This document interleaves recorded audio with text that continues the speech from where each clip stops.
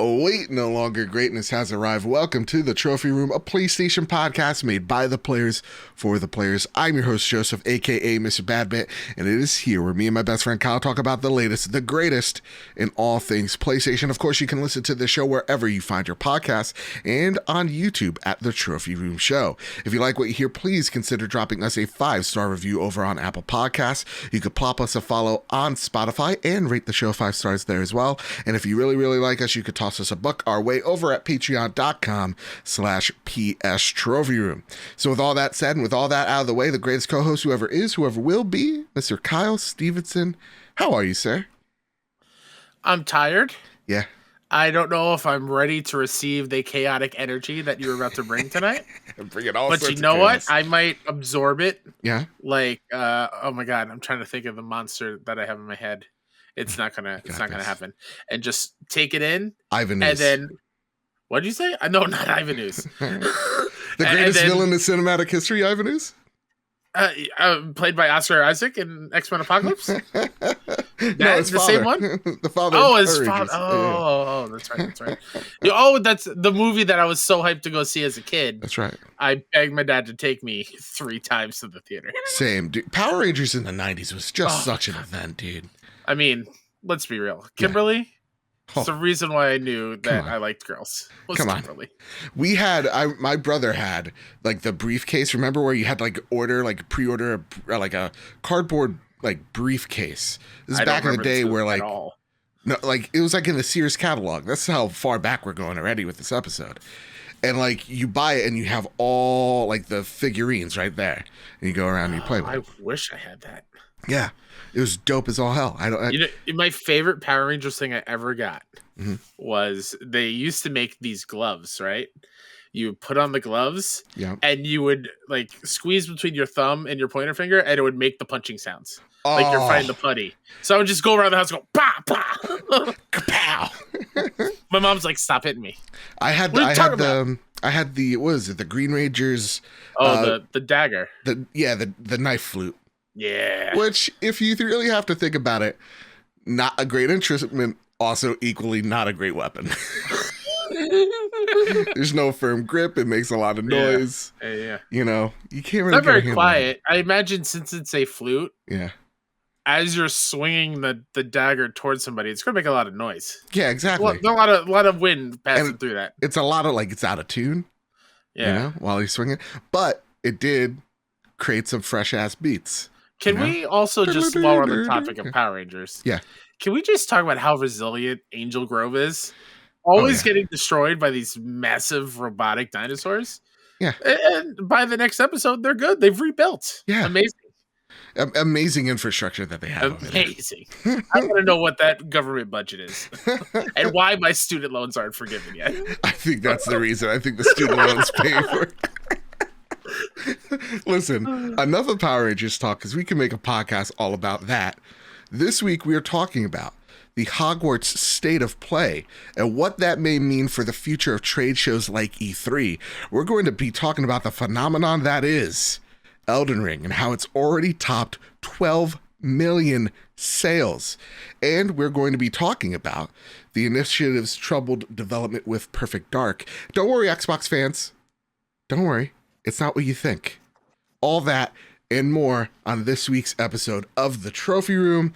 That said, Kyle, before we get into the news, and also, how can I even forget? We have the Ghostwire Tokyo's preview of what you've been playing towards the end of the show. Look at that. What are you're mocking me, Kyle, with the miming? Yeah, I don't know why, but I realized you use your hands a whole lot in that section. And they were just out of frame. That's what we do. So I was watching. Well, before we do that, let's get into our Patreon pitch. I want to thank our newest Patreon producer, Bubble Boy N7. I want to thank our platinum producers, Todd Burowitz and Toxic. I want to thank our gold members, Spam and Bam and Too Soon, Gavin Gottfried, Jose Jimenez, Jedi Master Ren, Metal Kirby, Awesome Dave, Robbie Bobby Miller, Strubles and Bits, and Chaotic Monkey. I want to thank our Silver Plus members, Hide Indoors, Nakachaka, Marcus O'Neill, oh, it's just Ray. JB the Purple Monkey, Jonas Von Metal, Tim Ulf, Justin Rodriguez, Cypher Primus, Captain Logan, Todd Roper, Brenton Zachary, Kay Grimm, Rick Arrington, Dewane Raksha, The Good Sir, Trucker Sloth, Mr. and Mrs. Nasty Boots, Drellish, Foolish Fuji, Annie Day Now, Kevin Mitchell, Kevin Diaz, Manx Vizia, The Lord Commander Corgi, Elo 2032, Stephen Flesh, and Jinx, the 12th of the Royal Line. And of course, again, Bubble Boy N7. Thank you all so much. It is your support over at Patreon is the reason why we look so good, we sound so great, is all your support over at patreon.com/PS Trophy Room. Even if it's just $1, you still get awesome content for you, and it really does help. It helps support the show. So if you could, it really does mean a lot. And man, oh man, Kyle, that list, we gotta do something. We gotta do something about it. No, we don't.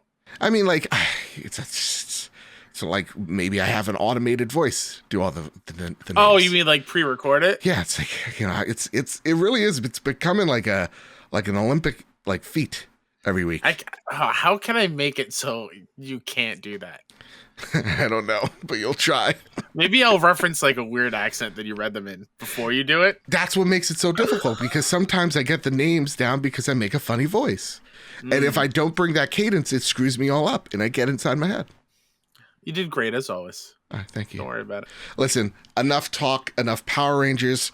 Before we get into it though, Kyle, you know why I'm so chaotic? Are you drinking Kool-Aid? No, even better. Hawaiian Punch. Okay. Hawaiian Punch. I didn't know they still made it. Went to the grocery, store. Of course they still make it. And they sell it by the liter. I was maybe 31 years old when I realized there was a blue Hawaiian Punch. I was 30 years old. I was today years old when I found out. Yeah, there's a blue Hawaiian Punch. What does it taste like, blue? It's more tropical. I don't drink it. I heard what you said. I'm choosing not to acknowledge you said it tastes like blue. Because it's like with Gatorade. It's like, oh, did you get the red one or the blue one or the green one? You don't call it by the taste. Yeah, no. Because it really doesn't taste like any of it. No. It doesn't really taste like cherry. There is no blue fruit. Yeah. I mean, blueberry. Blue raspberry. Oh, sure, blueberry. But blue raspberry doesn't exist. Fair enough. Kyle, listen, enough of all that. While you square up the news, I'm going to look up what flavor Blue Hawaiian Punch is. Go for it. Take it away, good sir. Tom Avon over at VGC writes, Hogwarts Legacy is getting a dedicated State of Play presentation this week. WB Games and Avalanche Software will provide the first in-depth look at Hogwarts Legacy gameplay in a dedicated State of Play presentation on March 17th. The presentation will kick off at 2 p.m. Pacific, 5 p.m. Eastern, 9 p.m. GMT on Thursday, and lasts for approximately 20 minutes, including 14 minutes of PS5 gameplay. Quote, Avalanche Software and Warner Brothers Games are happy to partner with PlayStation to bring you a special edition of State of Play entirely dedicated to Hogwarts Legacy, community manager Chandler Wood wrote in a PlayStation blog post. Wow. Chandler Wood used to be the editor-in-chief over at PlayStation Lifestyle. Circle of Life or whatever have you. Yeah.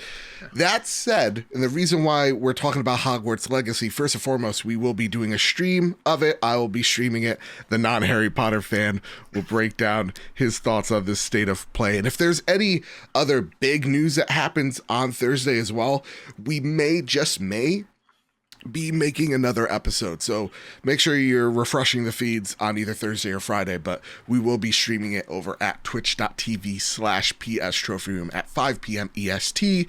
But the reason why I bring up Hogwarts Legacy and this dedicated State of Play, this is the first ever third-party solo show. Now, we had, Deathloop be in a State of Play, being the headliner. Yeah, but we've never had a true, this is just a game, this is all we're showing you, this one game, this one AAA game. And it comes off of this, and I'm going to read this little quote here. It comes off the heels of EA's announcement that they won't be hosting an EA Play this year. Quoting an EA representative that followed their statement from IGN, they said, "We love EA Play as it's our way of connecting with our players and sharing what's new with all of you. However, this year isn't lining up to the show that you on one date. I don't know. The whole quote was weird, IGN. Anyway, we have exciting things happening at our world-class studios, and this year we'll be revealing much more of these projects when the time is right for each of them. We look forward to spending time with you throughout the year. Now, Kyle, I want to bring you to N. Johnson's question. All of this one topic wraps into. Hi, guys. With summer around the corner and big events like E3 and summer conventions coming up, I thought this may be a good question for something that you guys can think for the future. With mask regulations slowly dwindling in a lot of states, opening up venues back up, do you think showcasing events will go, quote unquote, back to normal? Or do you think companies will continue to do their digital showcases? Or do you think it'll be a mixture of both, mainly depending on the events? So Jeff Grubb, a few weeks back, goes, I don't think there's going to be a digital E3 this year. They say there's going to be a digital E3, but we don't think that's the case. We think that a lot of these conventions are going to be broken up, that it's going to be a little bit more chaotic this year. My question to you, Kyle, is does Hogwarts Legacy, this state of play, kind of reveal what may be happening behind the scenes where, yeah, EA, Ubisoft, WB, they go, listen, we've tried this for 2 years now. This obviously isn't working. We're not getting expectations in check. We're not getting them in order. Let's kind of slow things down for the moment, right? Let's instead showcase some games, but let's use PlayStation or let's use Xbox as that avenue. Do you think State of Play lends itself to kind of replace things like E3? I think it's a good step forward. I view it as a complementary side. Like, it complements the main shows. Like these State of Plays, Hogwarts, and then the one we got last week, they complement the eventual mainline PlayStation Showcase event. Mm-hmm. So like they're all there to do the same thing, as push games forward, get into a bunch of as many eyes as possible, but I don't think it will ever replace a main big show. Yeah, I think that this is a great supplement for, instead of Ubisoft doing an Ubisoft Forward, they go, listen, we got X Defiant, we dropped Tom Clancy from it for some reason. Hey, Xbox, are you doing anything this year? Hey, PlayStation, are you doing anything? Maybe we can slot this in somewhere. Mm-hmm. I think that's why I think the Hogwarts Legacy thing is so interesting, more than the game itself, is what this really means. Because to me, Kyle, I really do think, if I'm like the marketing manager or events planner over at EA, I'm actually kind of going, hey, maybe there's some deals that we can kind of acquire or plan out with our partners, and maybe they can help pay for or supplement the cost of what would be like throwing together this big show, making sure everybody's like masked, vaxxed, and ready to party. Yeah. Instead of doing all that, maybe we could still hold these virtual events that are more PR beats than anything else. Sure. I also just think that EA is just skipping this year because they don't have a lot of things to show. I think that they don't have enough to fill a 40-minute thing, close to an hour. Yeah. Like I Skate 4 just is still early. Yep. Do a kickflip. Hey, Spider-Man, do a kickflip. Sorry, no, it's fine. It's fine. I had it. Dead Space. Dead Space. Yeah, we saw Dev Diaries. I expect we're gonna get more of those as we go along. Dragon Age, I don't think is ready, even close to ready, of all the turnover with the dev team. Yeah. And we just got the Mass Effect Legendary Edition. We're not going to get any new Mass Effect. Sports titles, no one. That's the lowest of lows. As a sports game fan and sports fan, I know from those presentations, everyone else does not want to see sports stuff on the stage. Remember when they had Pele on that one year? I do remember when they had Pele on. Absolutely. That's all I remember is that they had Pele. I believe they also had Juju Smith-Schuster on stage. And I believe he did a kickflip on stage. Do a kickflip, Juju. Yeah, so I just don't think EA just has a bunch of stuff to show. Yeah. So I think that's why they're skipping this year. I have no doubt that EA Play will be back in the future. Yeah. And another one, now that I'm thinking about it, is like we're gonna get, I'm gonna say it with confidence and gusto, please, Star Wars Jedi Fallen Order 2 will be May 4th. Yep. So they're not gonna show that at EA Play a month later. Yeah. They're gonna have it already shown and blown out a month ahead of time. I think that's the problem with like things like EA Play. Where you're right, they just don't have enough content. Yeah, like they're like, here's a Sims update. There's here's only so Apex again. So many times we can find the letters to spell EA Play 2022. Almost at 3. Yeah. So to me, I'm like, yeah, just give your development teams a break. Yeah. And this year can be about Jedi Fallen Order. This year can be about giving those little smaller updates to Dead Space. And this year could be a little quiet for you. Yeah. But I do think, though, there is an argument to say, listen, this is why State of Play exists. This is another avenue for developers and publishers to say, hey, whoa, Sony, like, we see that you get traffic on these, and public perception be damned, they get traffic. Well, let's throw our games in there. Let's make this what is obviously a marketing, tie-in for the game itself. Let's do something. Let's get some cash rolling, because a lot of people thought, oh, well, Hogwarts Legacy being on a State of Play, this means PlayStation bought WB. No, that's not going to happen for at least another year or two. Let's get that one out of the way. Did everyone just forget about how like marketing games get tied up with a certain system with marketing? People, on Twitter, it's just a place of anger and speculation. And someone put, oh, we're excited to share even more news, or we're very excited to share something like that on the blog. And people are like, does that mean WB's getting? No, that just means they're going to share the release date. Like, settle down, or the release window. Settle down. Put the pitchforks down. I also think we're getting this Hogwarts Legacy State of Play on its own and have its own thing. Yeah.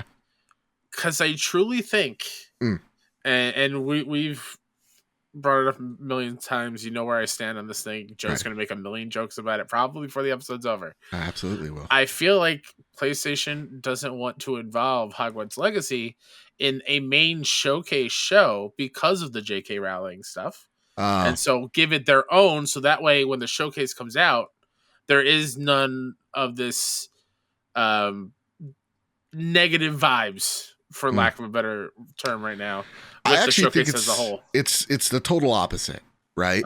So for like, JK is a pariah within her own fandom.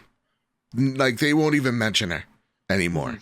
They'll be like the creator who, and then like they'll just like forget to add the Harry Potter reunion thing. I don't know if you're not a fan, so you didn't watch.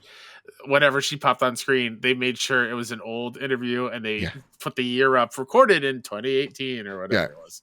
But so to me, it's not like, oh well, JK's tied to this and she has a reputation, right? It's more like Harry Potter's a multi-billion-dollar property, and it makes a lot of money. Yeah, it makes a lot of money, and so we're gonna dedicate a whole State of Play to this, because we know when it comes out, whether it's the summer or the fall or the holiday season, wherever, it's gonna print buku money. It's gonna print buku bucks. That's so fair. Why not get in front of it right now and make it look like, oh yeah, this is a PlayStation quote unquote exclusive, when it really isn't.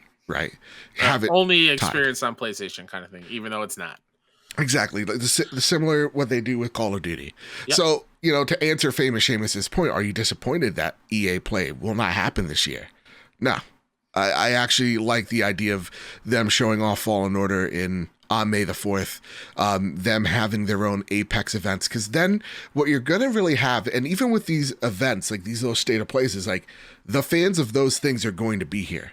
You're gonna have your dumb little wizard hats on with your little wands out for this Harry Potter thing. I'm gonna have my lightsaber waving around, for the May the 4th thing. So like, it's a celebration. Suck that I won't be here to defend all the Harry Potter nonsense that's coming out of your mouth tomorrow. Yeah, you'd be like, JK's a personal friend. Stop it. Absolutely not.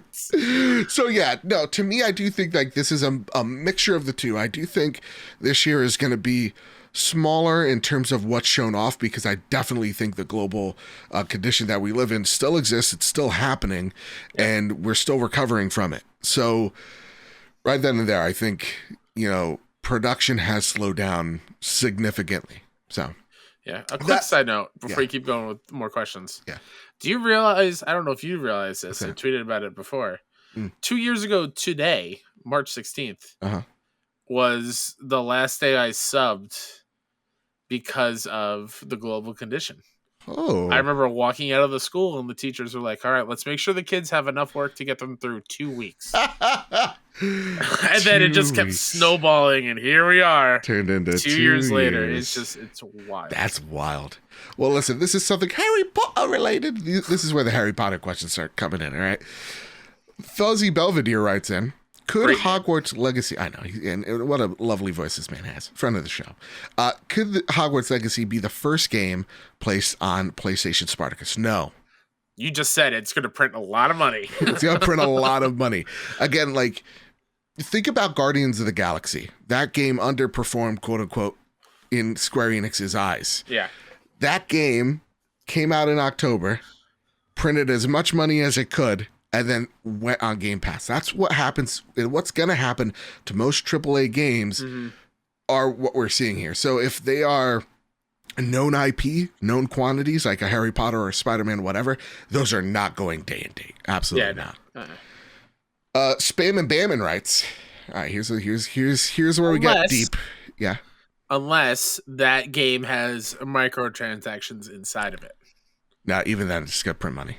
Well, I'm just thinking like it will be the show on Game Pass day one. Oh, sure. Oh, yeah. Like, but that's going to make a ton of money of in-game stuff. Yeah. But even when it comes to MLB, it's not like Madden. It doesn't sell like FIFA. Sure, yeah. I'm sorry to hit you with reality like that. I know it's a better sport. Spam and Bammin writes, with the latest state of play showcasing Hogwarts Legacy, my emotions for this title are conflicted. Although Rowling doesn't appear to be directly tied with this project, she is, however, the creator of the world of Harry Potter. My question is, what do you predict the reception of Hogwarts Legacy will be at once it launches? Spam and Bammin also, we played Elden Ring together, and he helped carry me through stuff. It was a lot of fun. Nice. So, okay, if I may take the reign here. Sure. Just a second. Okay. Kyle's already defensive. Guys, he's cross-armed and he's sitting back like he's ready. He's ready to strike me down. I'm ready to refute any friendly vibes that you say I have with J.K. Rowling. No, listen, I and personally, I'm not a Harry Potter fan. I'm not one with the universe of Harry Potter. When it comes to J.K., it's like anecdotal stuff. Right. So like, I really couldn't tell you much. I know though, prior to what her thoughts are on trans folks, that I would actually, and we would probably agree with a lot of things that she says on both social and other issues. Right. Not to get too political, but I understand that she has thoughts on the trans community, and we have a huge LGBTQ plus audience, and that community isn't fond with her ideas and her opinions. I would just say this. The reception to this game on Twitter will be incredibly divisive on social media, because no matter if JK is attached or not, she is a very, I guess, volatile personality. She's right? Polarizing. Thank you. To me, here's what I say. Here's where Bad Bit gets his bad take of the night. Ready? I have an uncanny ability to divorce the creator from the creative, like, project or art. Art from the artist. Yeah, the art from the artist. So, like, Kanye West, I think he's a deplorable human being. But when I listen to his music, I'm like, damn, that guy's got something going on. This is something else. when it comes to, you know, and what advice I give to folks is, yeah, J.K. Rowling, you may not like her. You may love her. I don't give you. But you may not like her. She may own Harry Potter, but she doesn't own the feeling you get from Harry Potter. Mm-hmm. So when I see people like, we're going to boycott Harry Potter, I'm like, well, you're just doing a disservice really to yourself, because to me, I take a look at Star Wars going, that's not George Lucas's. That's not Disney's. The feeling that Star Wars gives me is mine, right? The feeling of like anybody could wear the mask when it comes to Spider-Man. Like, that's not a feeling that, you know, that feeling is mine. So I'm able to divorce myself. Let's just say when it comes to Marvel, let's have the same energy, right? Mm-hmm. The president of Marvel does a lot of stuff that I would say is deplorable and even worse than J.K. Rowling, and support legislation that severely harms LGBTQ voices and people. But he's just a president. He's just a suit. I think you mean Disney, by the way. No, both. Oh, Marvel as well? Okay. Mm-hmm. So, like, both of them have their demons. I love the art that the artists are making and that I can attach myself to. So to me, when I see the reaction from Harry Potter, I'm like, why are you letting this one person have so much power over you? They really don't. Like, your chance to cancel J.K. Rowling's was 20 plus years ago. She's a billionaire. She will be a billionaire. She will last the test of time, whether you like it or not. Just enjoy that thing. Don't let her have that much power over you. Just, if you love Harry Potter, define what your love of Harry Potter is. And 9 times out of 10, the creator has almost nothing to do with it. Like, I love Star Wars and the things that George Lucas have created, but those things, to me, those feelings I got for them are mine and have nothing to do with George Lucas. Yeah. So that's how I personally feel as an outsider looking in. And I 100% agree with you. As a massive Harry Potter fan, Harry Potter is mine. Harry Potter, the stories, the world, the characters. I still hold a very dear and loving heart to them. That's not a sentence. That's not a thing. Yeah. I'm just real tired. But you know what I mean? Like, I still love those characters. I love that world. Like that. I take some sort of ownership over that. Yeah. I'm 100% with you on that one. And one person shouldn't take it away. The way that I landed on with the game, where I don't want to buy it day one and maybe down the road I'll buy it used, I feel is my way as a little peon to J.K. Rowling over here in Long Island, New York, as my only way to put up a good fight and be against of what she stands for by not buying it day one. Like, I feel like in some way that is just something I can do to tell her, even though it's inconsequential, that I'm not okay with what she's saying, and also supporting the trans people that are affected and hurt by it. Yeah. Like that's the way I view it as, and if you're gonna buy it, I like, that's totally fine by me. Yeah. You do you, boo boo. I don't hate you. To me, it's about redefining your love of that thing and what that thing means. So, like, to me, like, again, George Lucas, man, oh man, he may not have, you know, shitty opinions, or at least say them out loud, but like, he made Jar Jar Binks, you know? Sure did. You know? And I take a look at, like, when it comes to like the prequel stuff and some of the caricatures, we could say at the very least, that George displayed on screen. I ignore Jar Jar. I ignore Watto. I ignore the Trade Federation fish people. You know what I'm talking about. And I strictly go, okay, my love for Star Wars means that anybody could pick up a lightsaber, pick up a blaster, and fight the good fight. And to me, that's all I need, personally. When it comes to Spider-Man, it's like anybody could wear the mask. That's all I need. So I'm very capable of divorcing the creator from the creative. And to me, when we like do the fake boycott stuff, I'm like, well, where's the same energy for Marvel? Where's the same energy for Disney? Where's the same energy for like all these crappy things that we're doing? I feel like we just die on molehills.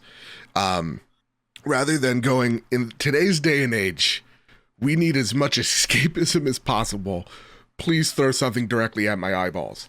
So like with this game, if it looks good, I will go out and I will purchase it. it doesn't change my thoughts on her or her beliefs or whatever, but it is what it is. If a game looks good, I'm gonna play it because I'm able to divorce that, person from the art pretty darn well. Mm-hmm. It's almost like, for me, some of the best, and I go back to Star Wars again, but some of the best Star Wars is when George Lucas didn't create it in the first place. So when I take a look at other people trying to tell stories in this world, to me, I'm only hurting the person that's trying to tell a different story in this universe. If that makes any sense. Sure. Strubles a Bit writes in, it would be really funny if the devs snuck in a trans wizard into Hogwarts Legacy just to stick it to J.K. Rowling. But my question, they definitely are. Oh, they definitely are. It's going to be great. It's like, I don't know. I know you have. Mm-hmm. I don't know if anyone out there has listened to How Did This Get Made? Yes. The movie podcast. Amazing. I just re-listened to the one where they rewatched Batman and Robin. Yeah. And at the end, I forgot the guy's name, but he was saying there was an episode of the Batman animated series where there were 3 kids describing the folklore that is Batman. And the first 2 give their versions of like really cool comic book arcs that Batman has gone through in this animated thing that were only in the comics. And then the last kid comes up whose name is Joel, and his dad is a shoemaker. And he talks about, well, my dad thinks Batman had nipples on his suit, and just basically just ripping on Joel Schumacher and how he ruined Batman and how that movie ruined it. And that was in the animated series. Oh, God. I love that stuff. So, yeah, I can see them doing that. Yeah, absolutely. God, the Bat card. Anyway, with the plethora of great open world games lately, what are some must-haves in Hogwarts Legacy that'll make it stand out on day one? Or to be a day one buy. Here's the thing. Have a journal that can help me keep track of the characters. Can't believe that's a hard ask in 2022, but I'd like that. Yeah. I don't even think it sounds unreasonable. No. Would you agree, Kyle? I would agree. Right, as the Harry Potter fan, I want to see Hogwarts. Sure. I want to see what it's like. Is it like a hub, as in, just because it's fresh in my mind, Elden Ring and the Round Table? Like, is it going to be like a small little area with like branching paths? Or what I imagine Hogwarts to be is this gigantic castle with so many hidden passageways that you can go down and discover new things. And like, I want Hogwarts to be super cool. Like Control? Oh, yes. Yeah. Yes, Joe. Ding, ding, ding. And also, like, I really want to make my wizard exactly how I want my wizard to be, and take the classes that I want and be in the house that I want. Like, that's what I want as a Harry Potter fan. Yeah. Hobgoblin writes, since the first PlayStation 5 showcase announced all the first-party titles that have been released, with the exception of God of War, Spider-Man 2, and Wolverine, should there be a showcase in the next couple of months for the 4 unannounced first-party games? And what would you like to see / wish to be revealed covering the quarter for 2024? We're going to get like that future showcase in September. From what everybody has been saying, the rumblings. Oh, absolutely. I think a lot of stuff that we thought we were going to see in E3, Kyle, are going to get pushed to August and September. It's going to be around Gamescom now.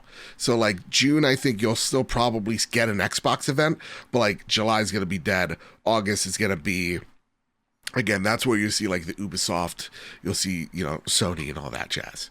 But I do think we'll probably get more state of plays like these where it covers single games alongside the Spartacus reveal, because that is weeks away at this point. So whatever happens with Spartacus and the games that surround it, you'll probably get a state of play or something of that nature in like April, I think.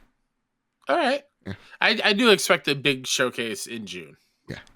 That's when I think it'll happen. What I'd want for a quarter 2024, man, I don't know. The sky's the limit there, bud. Because to me, it really just show me something I've never seen before, or show me something that I've seen before. I'm such an easy please. I'm such an easy lay. Just show me something that looks interesting, yeah. and I'll be playing it. Yeah, exactly. All right, Kyle. A lot about that segment. There's a lot to cover in that segment. Jeez. Here's a new segment I'd like to call Try Fingers, but Whole. Behold, dog. Rebecca Smith over at PS Lifestyle writes, Elden Ring already becomes one of the best-selling games in the US for the last year. Elden Ring currently sits at number 5 in the US top 10 video games of the past 12 months, so from March 2021 to the end of February 2022. According to the US NPD data, as explained by Matt Piscatella, it was beaten only by Call of Duty Vanguard, Madden NFL 22, Call of Duty Black Ops Cold War, and the combined sales of Pokemon Brilliant Diamond and Shining Pearl. The difference is that Elden Ring had just 4 days to achieve this position, whereas all of the other titles have been out for at least 3 months. Unsurprisingly, this meant Elden Ring also made its debut as the best-selling game of February 2022, as well as the best-selling game in 2022 so far. Its launch sales were the second highest for any title released throughout the last 12 months. It was beaten only by Call of Duty Vanguard. Elden Ring was also the best-selling title on Xbox and Steam for the month, but not for PlayStation. Here, it was beaten by Horizon Forbidden West, whose dollar sales set a new launch record for PlayStation 5. As Piscatella later said, Elden Ring has emphatically managed to cross from the enthusiast market into the mass market. Ooh-wee. I think to put into perspective, Sekiro sold 9 million units in its 2-3 years since it's been in market. It just broke that this year. So for it to sell 12 million in just a little over 2-3 weeks, holy mother of God. Do you think that's the George R.R. Martin effect? I think it's at the core, it's still a From Soft game. I think it's a combination of a lot of things. Uh-huh. So first, it's you have you have George Railroad Martin there, right? He hasn't said anything problematic yet. Then you have From Software's excellent track record. Mm-hmm. So right there, you have 2 combos that's going to lead to success. Uh-huh. And then you just see how many consoles this thing's on, right? You're talking PS4, PS5, Xbox Series, Xbox One, PC, right? I bet I'm missing something. I bet there's a Switch port coming. But all that, and you have a combination of people are still thirsty for that game. And I think that this game is so good, is so, name recognition alone from a George Railroad and a FromSoft that, this thing gets surprising legs. So when people go, oh, this thing is, borderline perfect, that gets people's attention. Sure. So I think it's a combination of all the successes of all those things kind of coming together. And I also think I think it was from Nibel today, that FromSoft said that, or Bandai said that they want Elden Ring to be more than just a game. Yeah. Expand outside of games. Yeah. So could we see an HBO Elden Ring show? I mean, I would hate that, but I could also see that. Yeah. I would love to see a From Software Bloodborne show, though. That'd be a Monster of the Week. Oh my God, yes. But I don't even know how you start making an Elden Ring, show. It's very simple, Joe. Oh yeah. They show you an episode, and then you have to flip through the channels to find a hint as to where the next time and when the next time is that you can watch the second episode. I hate I hate how that would make some sense to some folks out there. Yeah. No, I mean, it could be like Twin Peaks, it could be like Black Mirror type of thing. My whole thing is cryptic. That's with From Software games, so much of the story is told in the menus. Right. And with items descriptions. There's not many characters in the world that you can just go and talk to and have on-screen chemistry with. Yeah. I don't know how they would do it, especially in Elden Ring. I don't know. We could talk. It could be about how the lands between come to be. It could talk about or like Randy, focus on the round table hold. Focus maybe? on the round table. Yeah. I don't know. Maybe a buddy cop where they go to the round table. And Pothead? It could be a show just about Pothead. Hey. DLC to Cuphead. Oh man, I killed a bunch of pots yesterday. Earlier? I feel bad about it. They had it coming. Okay, but here's a great question. So first off, all the success well earned from Soft. You nailed it. And this kind of leads into what you were actually alluding to. So Drellish writes in. There's a lot here, so I'm going to hone in on this. I'm excited that Elden Ring is pushing the boundaries for our personal concept of what should be in-game, quote-unquote. For example, a quest log, a map with question marks on it, support or guideline on what to do next, etc. Question, we have not become too comfortable as gamers when it comes to being spoon-fed about what and how we should do things in game. Quote, kill X monsters using this arrow or sword. This has been the nature of games up until now. We hardly need to move from our seats and do research or take notes. It was never required, but Elden Ring is pushing us to be active, to get off our darn butt and do some research, whether that's YouTube, Reddit, or etc. Experiment, explore, interact with each other, initiate group support groups, fan-made guides, etc. Has this element in gaming not been missing? It sure is a game that's been polarizing in the gaming community, and rightfully so. Still, does it not rightfully challenge our level of comfort / quality of life? Have we experienced in gaming?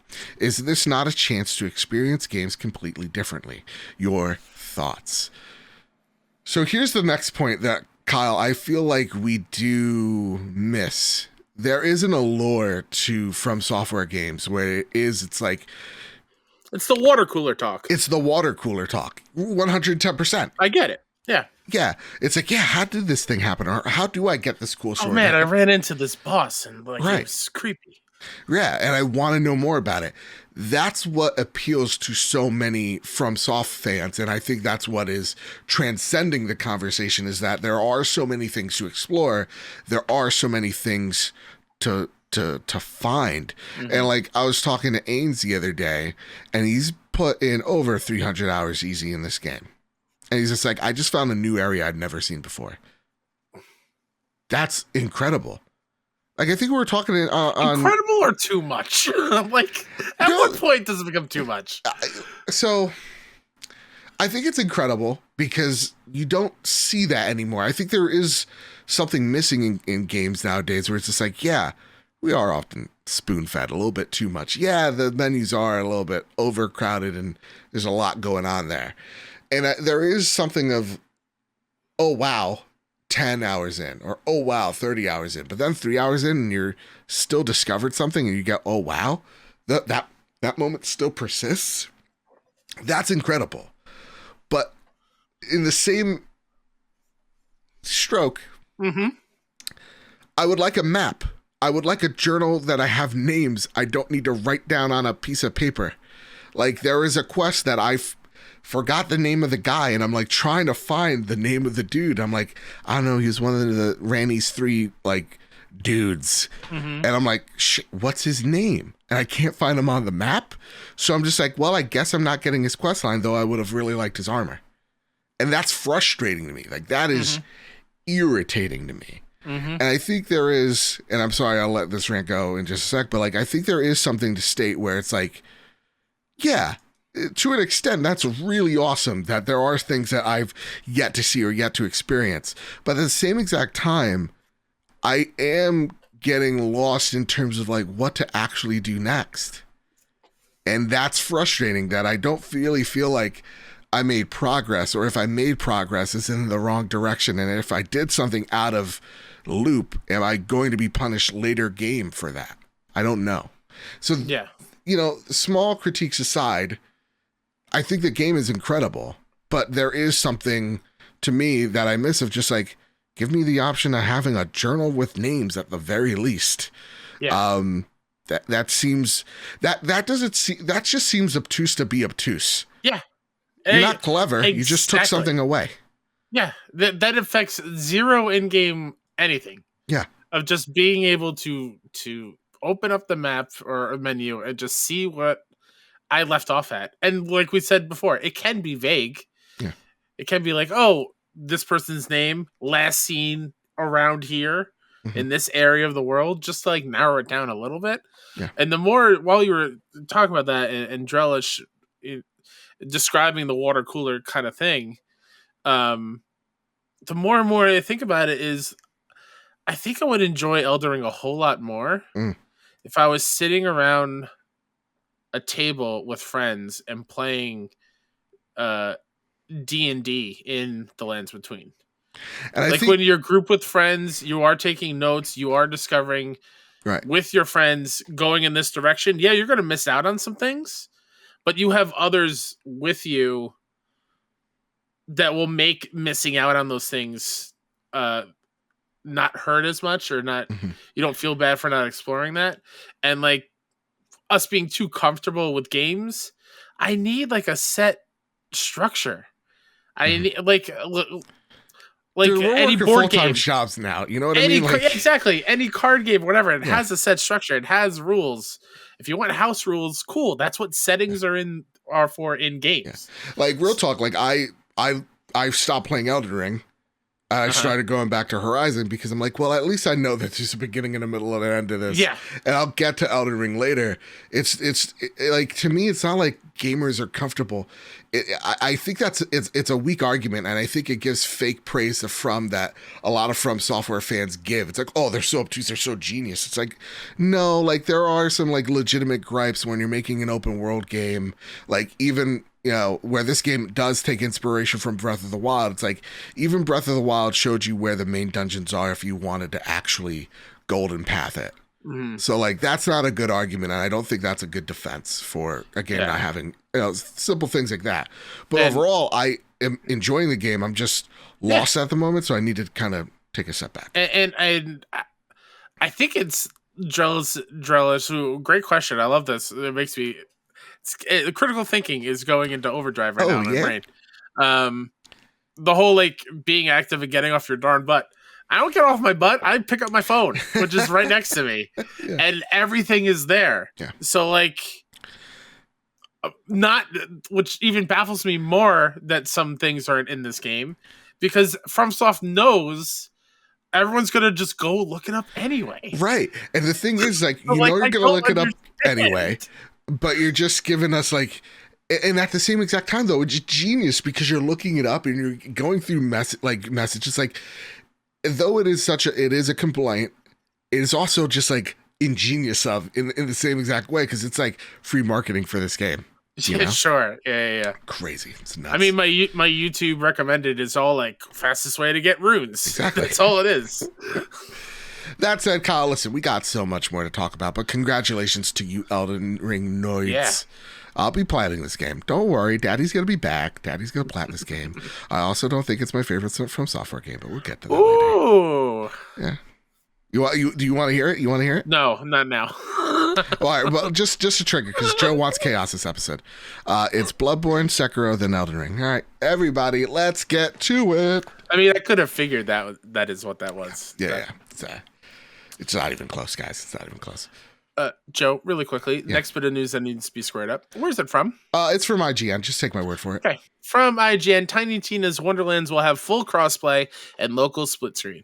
Tiny Tina's Wonderlands will have multiple options for co-op, including local split screen and full crossplay online. For local split screen, up to 4 players can play locally on PlayStation 5 or Xbox Series consoles, while PS4 and Xbox One are capped at 2. Players can also choose between vertical or horizontal split screen orientation. Tiny Tina's Wonderlands can also be played online with up to 4 players across all available systems. Players on Xbox, PlayStation, and PC can all play together through the Epic Games Store and Gearbox's Shift matchmaking. All versions of co-op will also offer 2 gameplay options for determining how loot drops and enemies scale during multiplayer. The inclusion of PlayStation Crossplay is a step forward from Borderlands 3, as Gearbox announced last year that while it was ready to update the game to allow co-op across platforms, it was told to pull support from the PS4 and PS5 versions. Gearbox has also recently announced that Tiny Tina's Wonderlands will receive 4 DLC installments following its release on March 25th. Ooh-wee. So, Borderlands 3 also getting crossplay. Tiny Tina's getting crossplay. It's a good time to be a Gearbox fan. I'm very excited. Yeah, this story does come from Ryan Dinsdale, son of Thank you, Ryan. Bobby Dinsdale, owner of the Dimsdale Dimmy Dome. Sorry, Ryan. That's so sorry. So sorry. I bet you he was like, man, once I'm an adult, I'll get away from all this. You'll never run away from your last Joe name, in New Jersey, Mr. Badbit. I'm always here. Yeah, no, this is awesome. We're definitely playing this, Kyle. Yeah, and everything just sounds exactly what they did with Borderlands 3. Yeah. It is Borderlands 3 for all intents and purposes, just with the D&D skin on it. Yeah. I'm so excited. I'm ready to cause some mayhem. I'm ready to do something that's not just exploring an open world, which is a question we'll get to later, but like it's going to be nice and refreshing to get to a first-person shooter and have some co-op fun. So absolutely. All right, Kyle, now let's get furious. It's time for our segment called The Achievement Hall. This is an Xbox show within a PlayStation podcast. Kyle, take it away. Andy Robinson over at VGC writes, insiders describe Fast and Furious exits from Xbox's Perfect Dark studio. Xbox's The Initiative studio has seen a Fast and Furious wave of senior departures in the past 12 months, VGC has learned. As much as half of the core development team known to be working on the upcoming Perfect Dark reboot quit the company during the last year, or around 36 people, analysis of employee LinkedIn profiles has revealed. That includes most of the Initiative's senior design team, including game director Dan Newberger, design director Drew Murray, lead level designer Chris O'Neill, principal world builder Jolan Myers, 2 senior system designers, a group of 3 former God of War designers, and more. And the turnover of top talent doesn't end in design. Perfect Dark's 2 most senior writers also recently quit, analysis shows, along with the project's technical director, tech art director, lead gameplay engineer, lead animator, QA lead, and more. According to LinkedIn, the initiative is now less than 50 people when duplicates, former employees, and erroneous listings are removed, and currently has just 3 roles advertised on its website. Analysis suggests it hired around 12 people in the past 12 months. The timing of the departures coincides with the September 2021 announcement that Crystal Dynamics had been signed to co-develop Perfect Dark. This, combined with the few job roles currently advertised at the initiative, suggests that the Tomb Raider developer is likely taking a much stronger lead than first thought on the project. Interviews with multiple former senior developers cited a lack of creative autonomy and slow development progress as the reason for their departures, and described the wave of exits as fast and furious, with project momentum said to be heavily affected. Quote, it's no small task to build a studio and reinvent a beloved franchise, studio head Daryl Gallagher told VGC. In creating the initiative, we set out to leverage co-development partnerships to achieve our ambitions, and we're really excited about all the progress we're seeing with our relationship with Crystal Dynamics. In this journey, it's not uncommon for there to be staffing changes, especially during a time of global upheaval over the last 2 years. And there's plenty more work in front of us to deliver a fantastic Perfect Dark experience to our players. We wish all our former colleagues the very best, and I'm confident in the team we have in place, the new talent joining, and we can't wait to share more with the fans, end quote.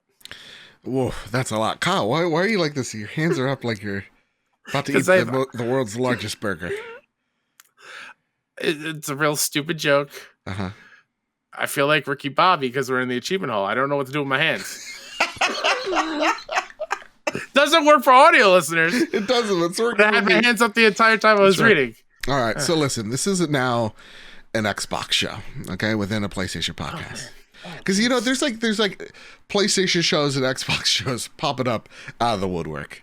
Yeah. God bless y'all. Best of luck to you. But we're the king for a reason. All right.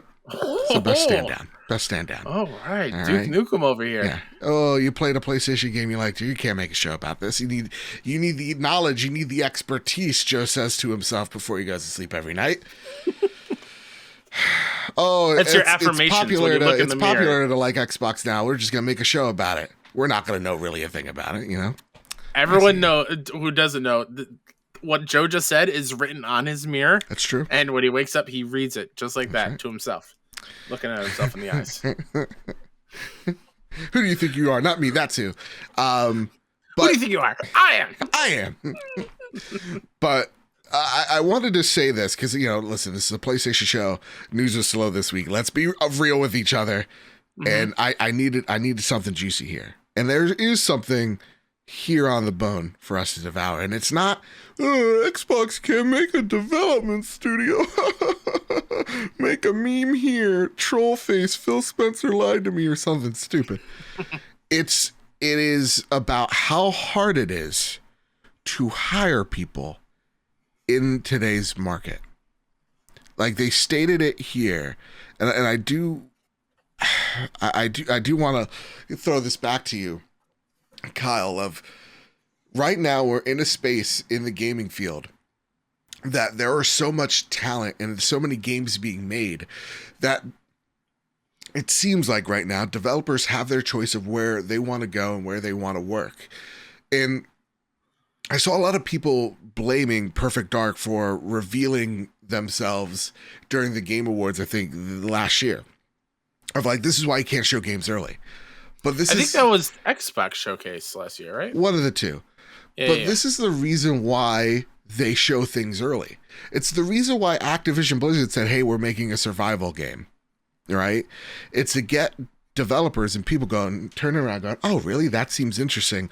Let me throw in my LinkedIn profile here, right? Oh, Perfect Dark, that's a huge IP. That means so much to me or to people. This is where I could stake my name. I'm going to throw my name out there.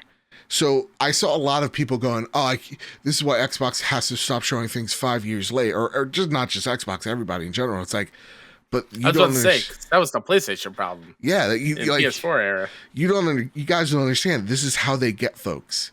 Like, yeah, Insomniac showed Spider-Man like what 4 years early because they wanted people to know that they're working on Spider-Man, one of the world's most popular IPs.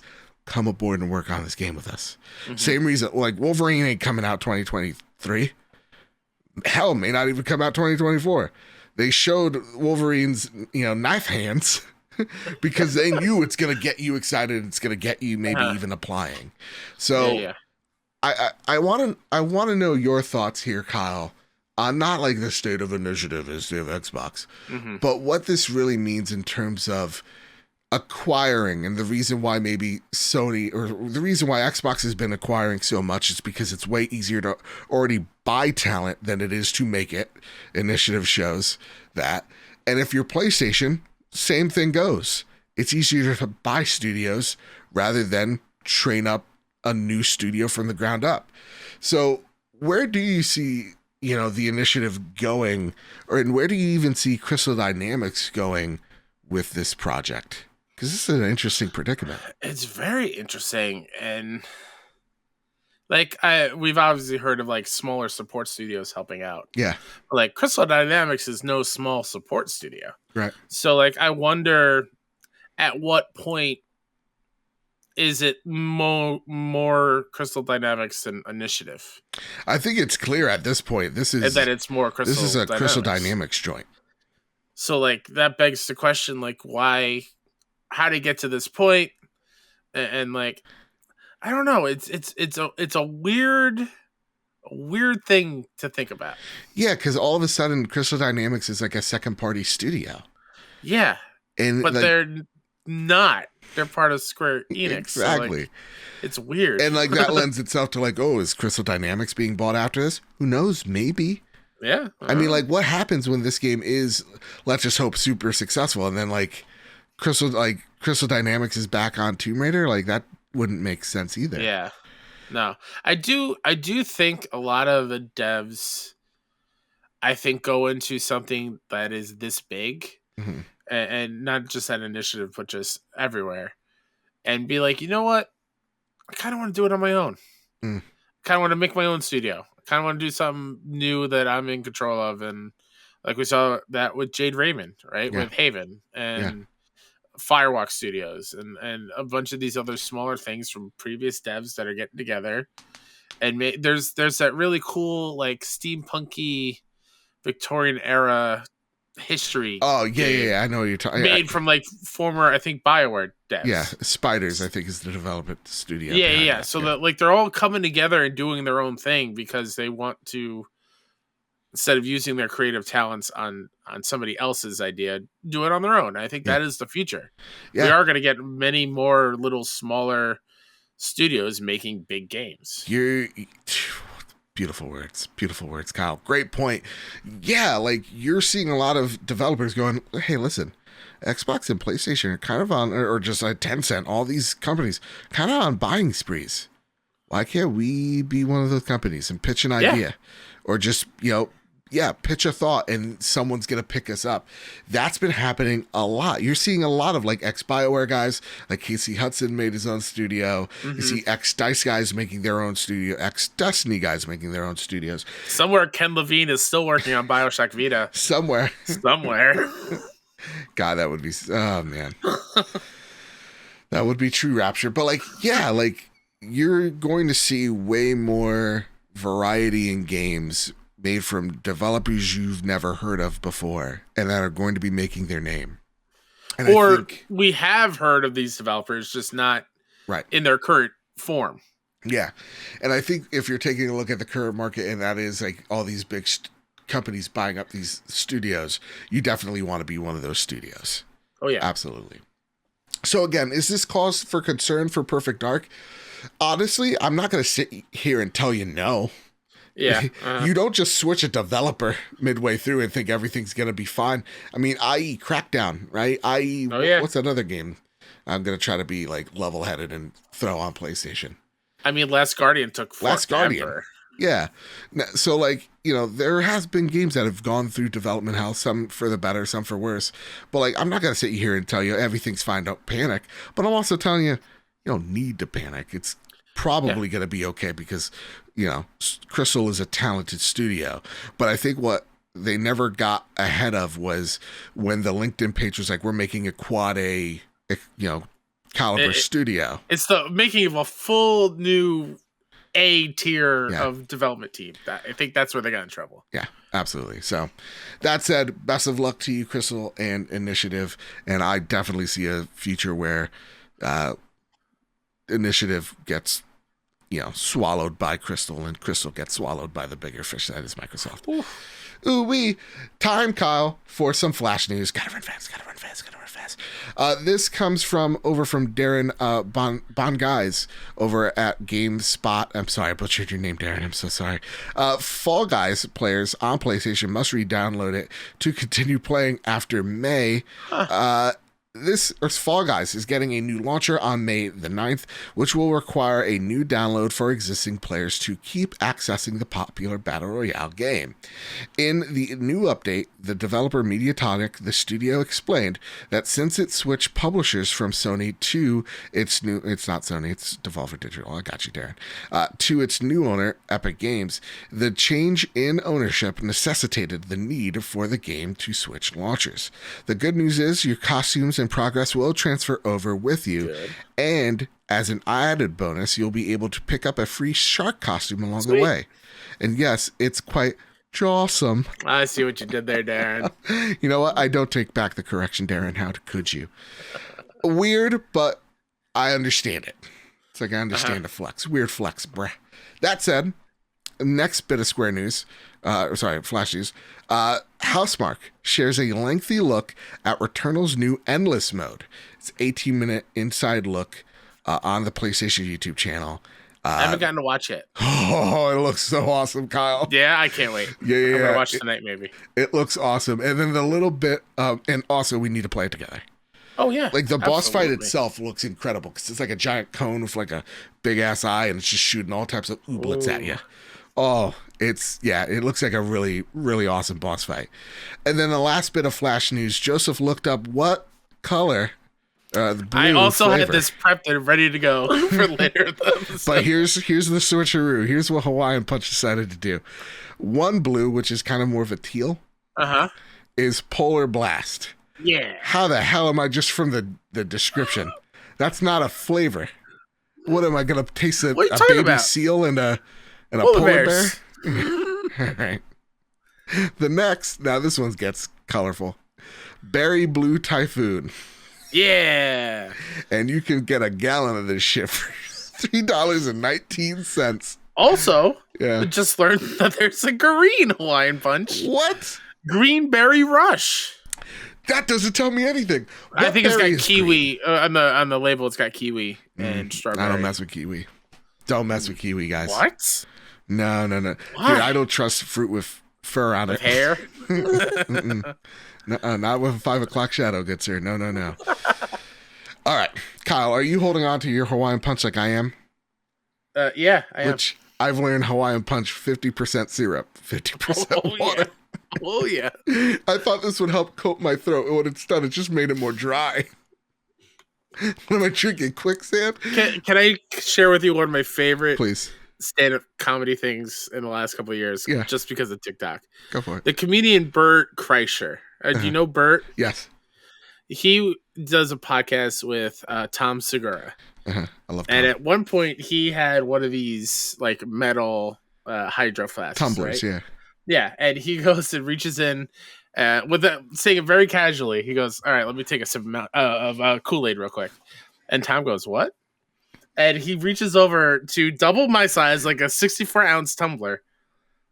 It's just filled with Kool-Aid, and then he proceeds to say how he has 2 of those a day, one right in the morning, and then he just dies. They both die laughing. And Tom's like, "No, there's no way that's real. Here, give me a cup." Then he pours it out, and it's Kool-Aid. That man's gonna have diabetes real fast. I am shocked Bert is still alive. Oh my god! Our Trophy Room, the podcast where we share other jokes from other podcasts. All right, prepare the drop. Here are the latest steals and deals coming to the PlayStation storefront. First off, there's a mega sale, and you can save up to 74%. Not 5. They didn't feel like rounding up. 74%. That doesn't help Joseph's OCD, but you could go there. Hundreds of games, steals and deals. But the games that are releasing this week, Dawn of Monsters on PlayStation 5 and PlayStation 4. Grand Theft Auto 5. You could get it. $10, 10 buckaroos.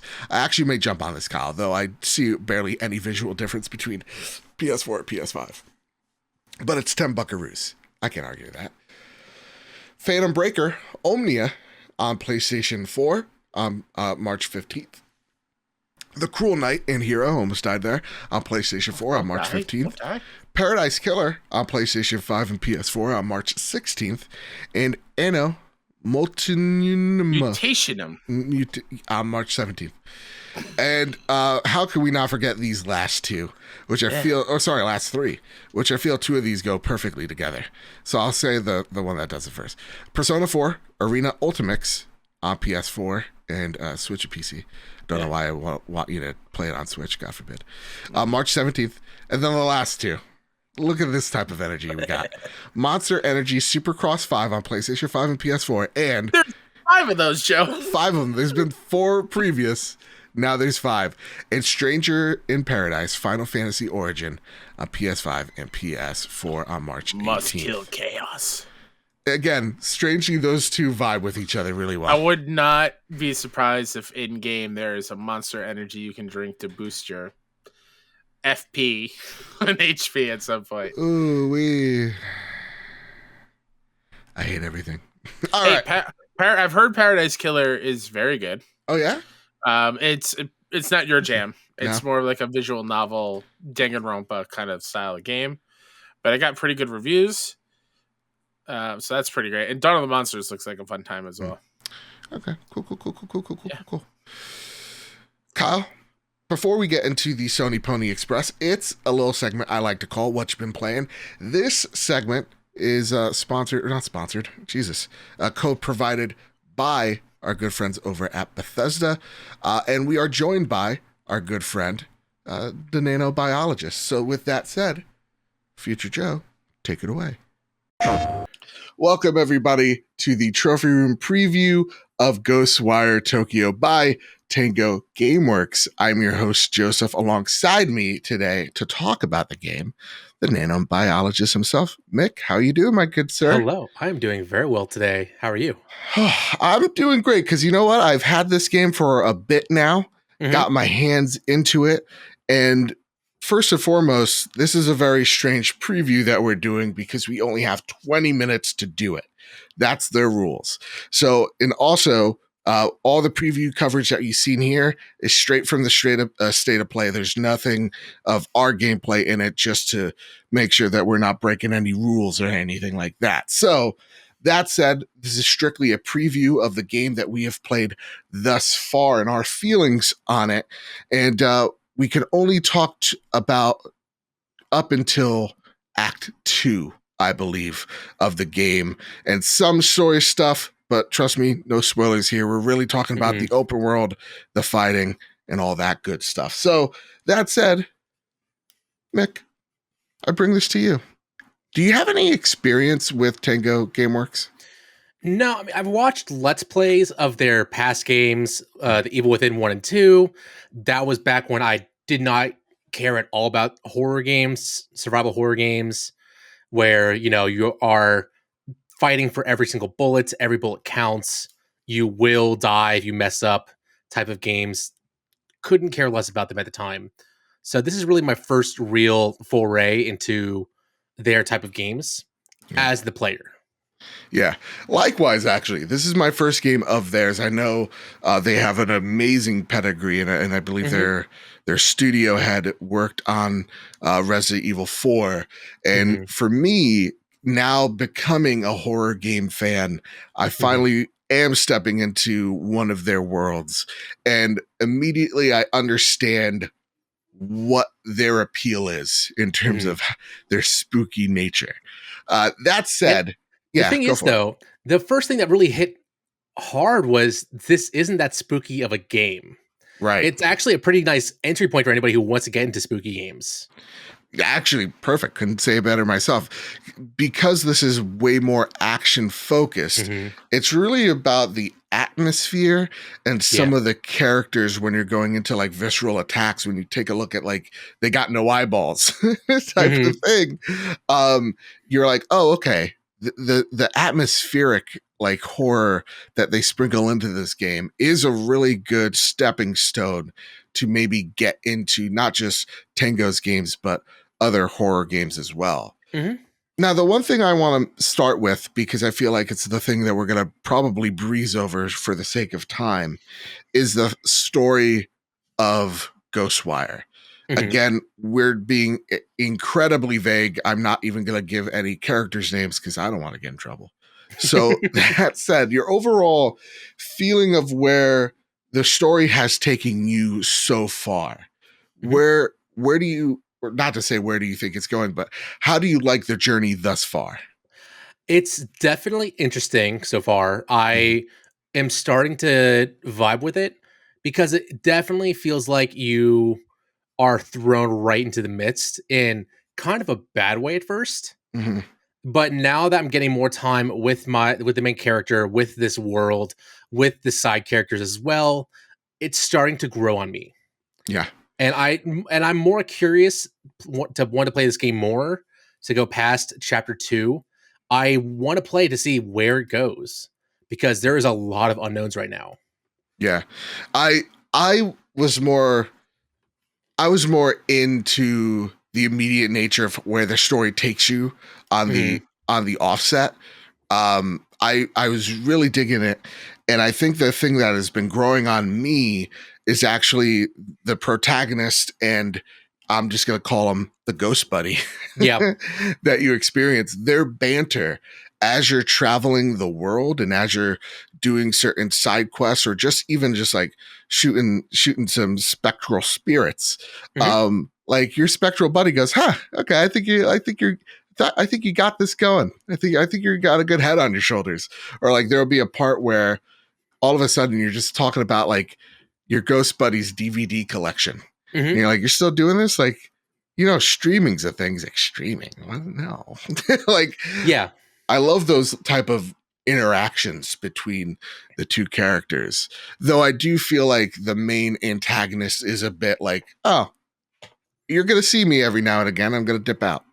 He's generic bad guy. Yeah. Yeah. And I totally agree about the duo that you have. It's, young rookie with experienced veteran in a sense, but yeah, the relationship is really quickly growing. I mean, I actually highlighted that in my preview coverage on But Why Though podcast.com. That is really what's been the hook so far, is the banter between the two and how it's really teaching this young buck what this world is that they're exploring. Yeah. Why it's so dangerous, how they can survive in it. So let's talk about that world. Let's talk about how dangerous it is. So you're dumped in the middle of Tokyo. Something's gone awry. There's a heavy fog that has just literally wiped out everybody in the city. And your mission is to reveal the fog and hopefully bring back the population of Tokyo back into the city.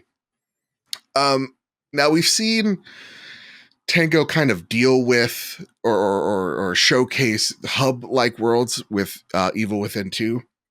This is their first true open world. And we talked about the atmosphere of this game, which I absolutely love. How does the world itself, though, apart from the creepy atmosphere, how are you jiving with it so far? I love it so much. I think they've designed Tokyo and all the different districts of this downtown area around Shinjuku extremely well. Like all these different shops you can look into. When you do side quests, you can go into some of the buildings and explore those. But I think it's just a really well-designed world. Even if it is Tokyo, it's a fun Tokyo to explore because of how spooky it is. Yeah, and I love how tight everything is. Like, to me, we haven't gotten really any games that come to mind that explore cities within Japan. And this is what, or at least not on this level. Yeah, absolutely. And I feel like as a dumb Westerner, when I take a look at like videos or photos of Tokyo, and I feel like this is that excellent representation of how I would feel as a tourist walking around the streets, of how tight everything kind of is and how leveled everything is on top of each other. I really dig the map here. I also really love how you traverse it. Like there's little demon, like I forget what they're called, but they're little like demons with wings that are flying around that you're able to just hook shot onto, and you're able to just traverse the rooftops and glide to each rooftop that you see. I really love the traversal of the map. It looks huge, but it still feels so contained in a way. I don't know if you feel the same. No, I do. And also I feel like they have designed it in a way that really respects your time. Yeah. There's nothing that feels like you need to be doing repetitive stuff over and over and over again, like you would in Assassin's Creed or other big open world games. In this one, everything you do is just quick, easy, and rewarding. Yeah. And there's a journal in there. Quest log even. Yeah. Almost like it should always be in open world games, you know? Not going to get into that argument right now. That being said, there's a lot to do in this world. Yep. From what I've seen, what I've experienced. So you could complete some side missions, how do you like the side missions so far? I think they're pretty good so far. I've done 4 or 5 of them. The most interesting one was in chapter 2, where you go back to an older area that you've explored before, but it's different. Yeah. It gets much spookier. And I think if they just keep up with these internal corridors that make you feel more on edge than just exploring the open worlds, then I think that those side quests will be a good hook. Yeah. And a good diversion. Yeah, I really dig the side quests. I love how you'll be exploring these rooms, and then all of a sudden just something switches and everything kind of changes. It feels like a Max Payne 1 and 2 when you have those nightmare sequences in the game. The hand puzzles that you use the touchpad for. I tried it a few times, and the great thing about the touchpad gimmick is you could just hold square and your ghost buddy does them for you. Does he really? Yes. I've been doing the right stick the whole time. Oh, I have not touched the touchpad at all during this game. Oh, I have, and we'll get to it in a second. But those puzzles are fine. I just love the movements that he's. They don't really feel like puzzles, but more like busy work, because they tell you the solution. Yeah, you just have to repeat it. It's not like really Simon Says. Yeah, basically. Yeah. Clearing Torii gates, which again they're littered. You see them on the title screen. They're littered throughout the city, and pretty much those are like enemy hubs, enemy bases that you're clearing out.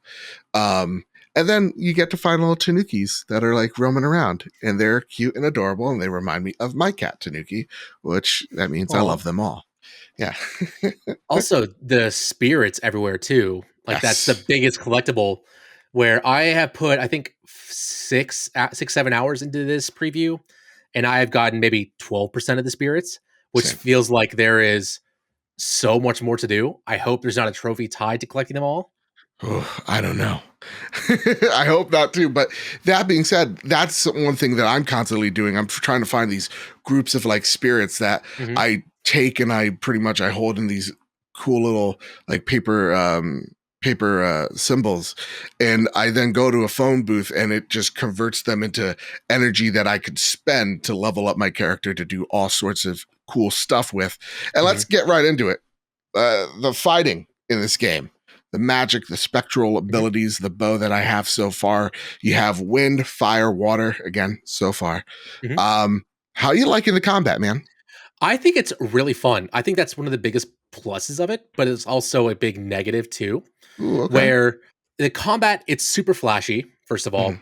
Doing the, like, seeing him do these cool hand signs and actually harnessing and charging up these elements, that's really fun to do.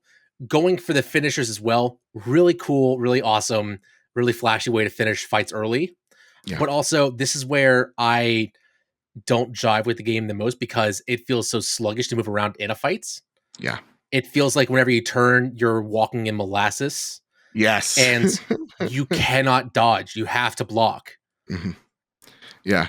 For me, I feel the same. The one thing that I don't like about this game, and I know it sounds really weird, is turning feels like you're stopping to do a turn. And it feels so weird. And I get it. You're supposed to feel like a typical guy, but it does get in the way of just trying to maneuver around. But also, normal movement isn't like that. Yes. It feels like it's a issue of going from a third-person game to a first-person game. Yep. But with a studio that is tied with so many other amazing first-person shooter games, because this is basically a first-person shooter. Yep. How could they not ask for help or get any advice on how to make the first-person movement mechanics feel good? Yeah, that's fair. Yeah, absolutely. That being said, though, I do love the magic abilities that I've gotten so far. Absolutely. So like what I'll try to do is I try to find like a segment of the room or arena and I try to make that my little area. And yeah, taking them out with like the wind ability, which is just your single shot, your fire ability, which is like when you harness it up to full, it's like a big giant blast that you just get to do AoE damage with. The water ability, which is pretty much like a horizontal shotgun. Everything feels really good. I'm really digging it. And when you do get a perfect block in, it feels rewarding. I do like how as far as I've gone, I've had to switch up and change the way I've played to kind of serve the moment that's happening right in front of me, if that makes any sense, or the fight that's happening right in front of me. I really dig the combat, but yeah, you're right. The turning is like for a game that's you're really having to back away from all the enemies since the melee is garbage. No, you don't even use it. Yeah. Don't use the melee unless you're really desperate and need some ammo. Yeah. But if you have to back up so much, you're going to be backing up a turn because you are going to be walking into walls, walking into cars on the streets, walking into corners, and you have to move away from that. So why make that part feel punishing? Yeah. Don't make much sense. No. That being said, though, I do want to bring up the touchpad here because you could change your abilities with a swipe. That has helped me a lot. I actually use it all the time. I found it just to be just as efficient to open up the wheel and switch quickly because I know where all my normal abilities that I go to are. Yeah. No, you said you like the bow. I like the fire the most, so I go to the abilities more because I never have enough arrows that help out. Yeah. And last but not leastly for me here, I want to give a great shout out to the DualSense. Oh, Chef's Kiss. Chef's Kiss. They got it right. They were just like, hey, Housemark, let's get all that rain in here. Hey, Ratchet, let's or some of our abilities could use some of that punchiness as well. The DualSense feels incredible. You feel the rain. You feel when you're charging up a fireball. Everything feels great. Also, your ghost companion will talk through the DualSense, and this is a great time to bring up. Maybe there's an option, I don't know, but this game is Japanese only dubbed. Or sorry, no, there's English dubbed. Oh, is there English dubbed? It's trash. Stick with Japanese. All right, then. Fine. I didn't. I played it on. I switched to English for maybe 5-10 minutes. Yeah. Could not stand it. I couldn't find it. So, okay, you're smarter than me. You can only do it in the main menu, but oh my God, it feels so stale, like a horrible English dub for an anime. All right, cool. Yeah, no, now that, because I got the Ghost Buddy's voice down for me, and it's funny because I'm playing with my friend in the room, and she's just like, is your controller speaking Japanese to you? I'm like, absolutely it is. And they're great. And I think after coming from Yakuza, Yakuza is this, it's just so much more fun to be in Tokyo and playing with the Japanese language. Yeah. Because it feels so much more, you feel so much more involved into the game. Yeah. So much more immersive. Yeah, absolutely. It's kind of like going from like Ghost of Tsushima when I played it in English and then going to Japanese. I'm like, yeah, this sounds like, again, nobody would be speaking English here. So like this makes so much more sense given its location. All right, awesome. Last but not least, your final thoughts as we're closing things out. I know you wanted to talk about some bugs that you've experienced before we head on out. I didn't really experience too many bugs, actually. Ooh, great. There were some things that I found that felt odd, like it felt more like I'm on a stick when moving around. So I would jump up and block, which would kind of be the mini dash. I could hop over fences I shouldn't have. Or I just died in certain corners I felt like I shouldn't have died in. But yeah, the only real issue that I had was, again, the movement and taking damage, because there's no real way to dodge or counterattack. It was really just blocking or fighting back more. And the best way, if you're not good at dodging or not good as blocking, is eat food. That's how I got through all the difficult parts, was I just spammed eating food. Yeah. Because you can hold so much food in this game. So much. All of it. You find a plastic bag, the most beautiful thing you've ever seen floating in the wind, catch it. That's food. And it'll heal you up. All the good. Yeah, no, I'm actually really enjoying my time with this game. I haven't experienced any bugs, any crashes, which for a preview build, bravo to you. I'm really digging this game. I think I'm going to be playing a whole lot more. I've been excited to have this preview date pass and finish up my preview coverage so I can finally move on and not get anything mixed up between what's after Chapter 2 and what we had to preview. Yeah, absolutely. So that said, that's our preview coverage of Ghostwire Tokyo. If you have any questions, please leave them down in the comments and we'll try our best to answer them. But before we go, Mick, where can people find you, good sir? You can find me on Twitter at DA Nanobiologist. You can find me on TikTok at Nanosecond Gaming. And you can find all my written coverage at butwhythepodcast.com. Ooh-wee, there's ghosts in Tokyo? Who would have known? Who would have known? Who would have thunk that ghosts were in Tokyo? Yeah, who would have known? Wild. It's haunted. It's haunted. There's mist surrounding it. And who would have thunk? I'm actually really enjoying it. I'm like really surprised at how much I'm enjoying this game. And remember, just a month ago, Kyle, I was talking a lot of trash. Yeah, you were. You're like, it's not worthy of my time. I'm kind of like a 180 on it. I'm like, it's definitely worth my time. Very exciting. Yeah. Question. It's Sure. an impossible question. Would I like it? Yeah, it's spoopy. Okay. Yeah. I have not watched it. Yeah. Your discussion with Mick, even though it just happened. What? Not I breaking know. the fourth wall. Whoa. It's weird. Combat, fun. Excellent. Oh, really like that it. was my one worry. The combat was not fun. No, Okay. but like Mick said and I echoed, the turning is not good. That's like our own, like that's really one of our only problems with it thus far. It's like the turning is like it's like molasses. I think Mick said it correctly there. Okay. So, yeah. Yep. Kyle, it's time for the Sony Pony Express. Yeah. King Henry writes in, the question doesn't have to be, on the above topics, but I'd like to know what your most shameful platinums are and a platinum you're most proud of. I literally put this question, and thank you, King Henry. And hopefully you're not Henry VIII, because Henry VIII problematic. But I this one's just for you, Kyle. Oh, King Henry. Not for me. I'm proud of all my platinums. Leave you a tale. I mean, I'm also proud of my platinums because I got them. It's fine. I have a lot of shameful platinums, like My Name is Mayo. My Name is Mayo 2. There's a couple other really bad ones. Yeah. Some might say I have a problem. I don't think I have a problem. That's what someone with a problem would say. Drink your Hawaiian punch and leave me alone. I mix it with the water, so hopefully the water wins. What do you want, Osmosis Jones? We played it underneath the microscope? Yeah. So, like, shameful platinums, there's a ton. Yeah. When I think of the platinum I'm most proud of, I think I gotta go with The Last of Us. Sakura, for me. That or FF7 Remake. Yeah.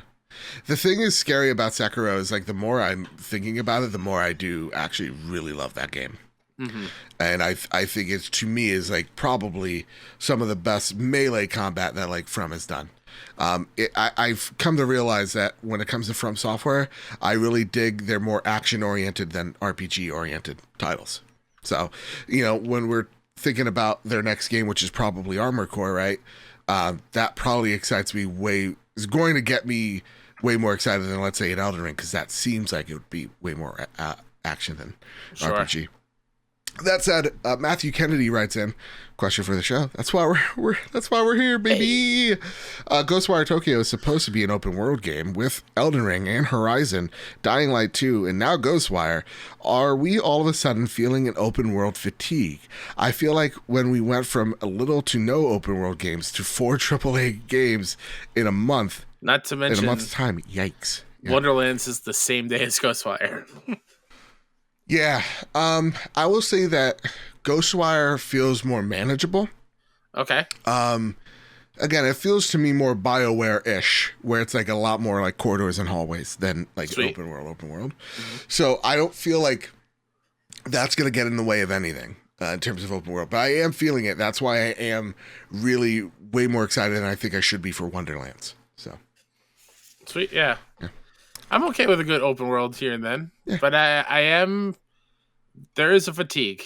Yeah, it's coming. It's mounting. It's coming. Mm-hmm. The Green Gorilla writes, it's a bit of a strange question, but state of play. Anybody can watch it. Do you think that there's tiers of Spartacus, however, that on the top tier, you'll get an exclusive previews of different games that you won't see in a state of play? Kind of like how they're doing for extended trials on 4 games. Like if you're in the top tier, you would get access to an hour demo of the game we just showed, kind of thing? I don't think that's what he means, but I think that would be cool. That would be cool. Yeah. And tier members get this right now. Yeah, like that would be dope.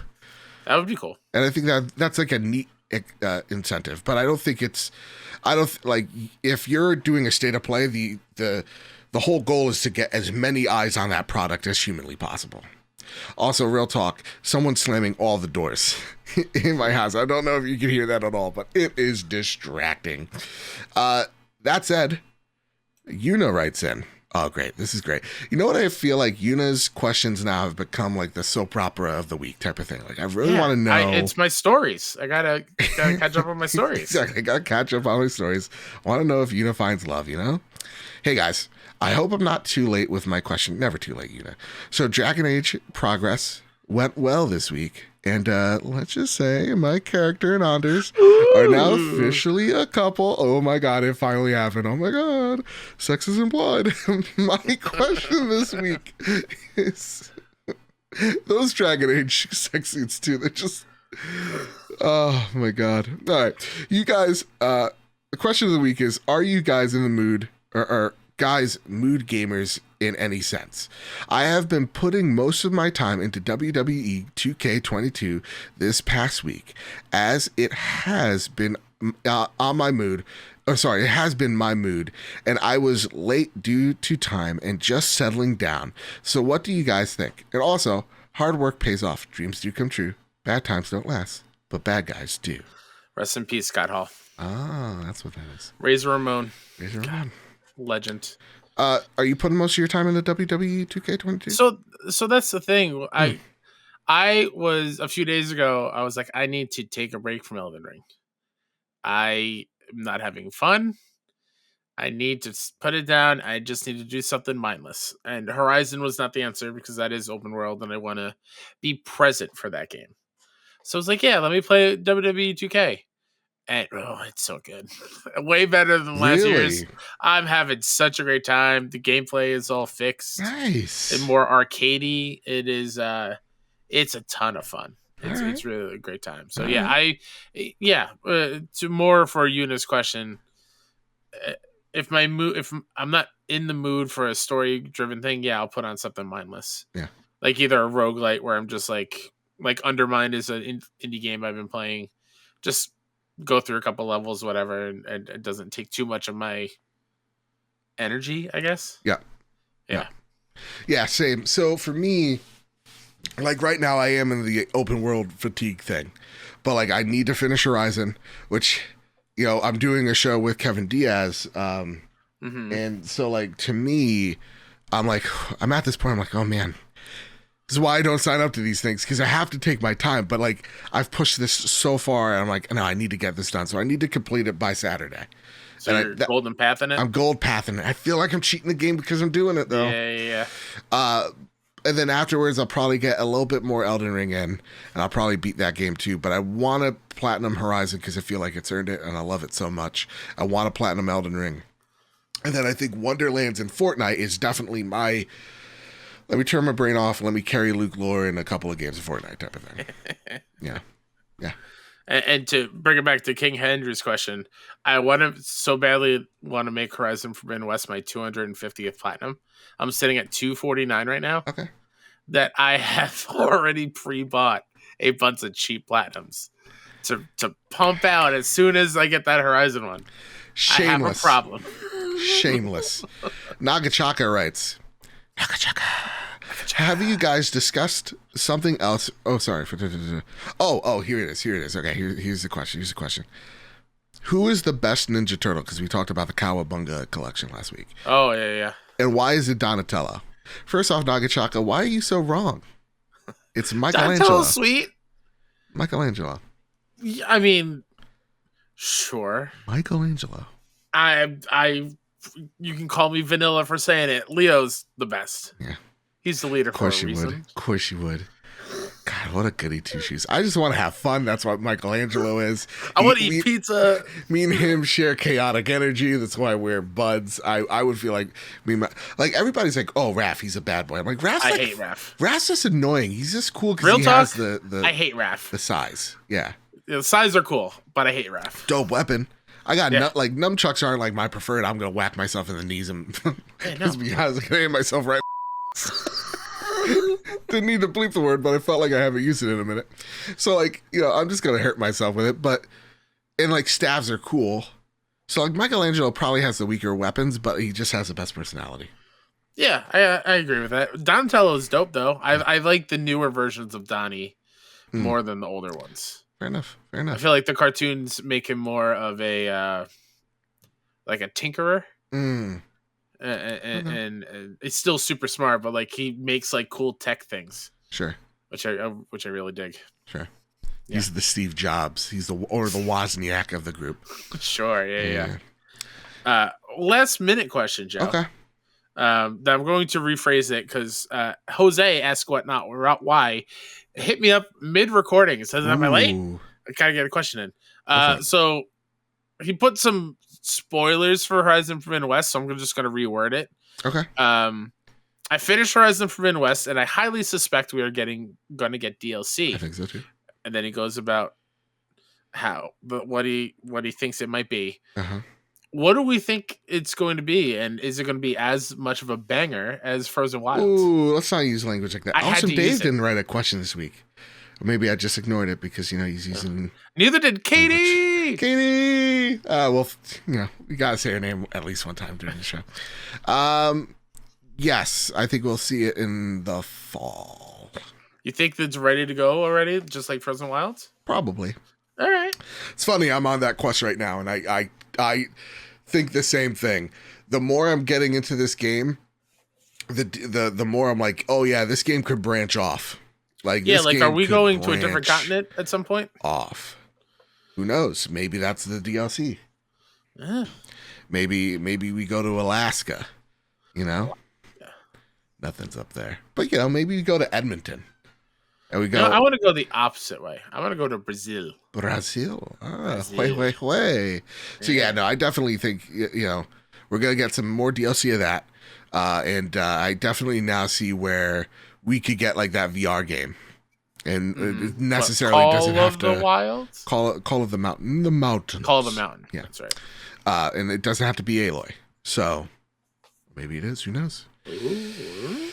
Everybody, that has been the Trophy Room this week. I hope you all enjoyed yourselves. This week was, I liked it. We had some good heart-to-heart conversations, you know? Yeah, it was good, as always. Yeah. Kyle, where can people find you and all the things you do? You can find me on social media and everywhere, including PSN, at Mr. K-Step. Go follow all the indie games newsage that I do alongside the rest of the crew over at 61indie.com. That's SIXONEINDIE, as well as 61indie on Twitter and wherever you listen to podcast services. And you can find me over at Mr. Badbit, where, you know, I announce where I'm working now. And, yay! You know, I'm not gonna say it because you need to go on Twitter at Mr. Badbit. You can see it now. All right, so go, and you can follow the show at PS Trophy Room on Twitter. I want to thank everybody. The growth of the past few weeks have been just nuts and incredible. And really, one of the best things you can do is rate the show 5 stars on Apple Podcasts. You can rate us 5 stars on Spotify. It really does help us out. It really does help grow the show. And the other thing that you could really do as well is just share us out. Like, go on Facebook, go, hey, this is a podcast that's great. Go on Twitter, go, hey, this is a podcast that's dope. You know, you can add us at PS Trophy Room and get with like maybe even a retweet. Who knows? But like, share the good word of the Trophy Room. You know, we're gonna it's gonna be like a, what is it, like a ground roots movement. What's that? I said pyramid scheme. Get like a pyramid scheme. You get everybody. Get 3 people That's right. to share, and then those 3 people get 3 people. Yeah. We keep going. And then and they have you to pay sell dues. your knives and your cutlery to that house, and you get them to buy it. And then everybody, that's for the Trophy Room. Really quickly, Joe, before we leave. Go for it, please. Have we ever... maybe I shouldn't say this because it locks us into doing it. Did we make a point about Patreon the next month or 2? Oh, no. We'll save that for the after show. Okay. I didn't know if we wanted to say it in the main show. Yeah. Wink, wink, nudge, nudge. Wink, wink, nudge, nudge. Okay. Okay. Wink, nudge, nudge. Patreon.com/PS Trophy. With all that said, with all that out of the way, everybody, keep your wits about you. Keep hunting and keep playing PlayStation. See you guys. Drink some Hawaiian Punch. Love you. I want to be like the guy with the little Hawaiian Punch guy on the surfboard. I want to live his life. Everybody have a nice one. I want to live his life.